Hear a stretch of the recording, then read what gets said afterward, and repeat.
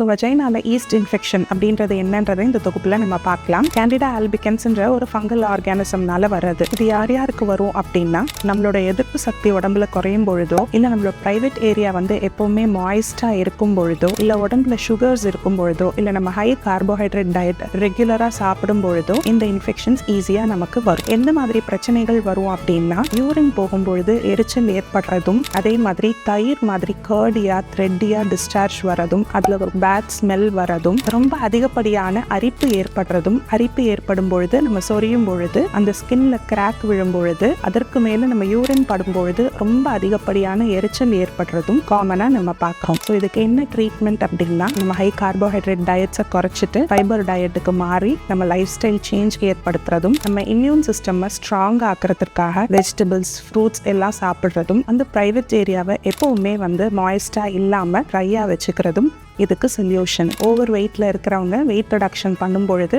நம்ம இந்த east infections வராம தடுக்கலாம். இது எல்லா லைஃப் ஸ்டைல் மெஷர்ஸும் பண்ணியும் எனக்கு திருப்பி ஈஸ்ட் இன்ஃபெக்ஷன் வருது அப்படின்னா, கண்டிப்பா நீங்க பக்கத்துல இருக்கிற டாக்டரை போய் கன்சல்ட் பண்ணுங்க.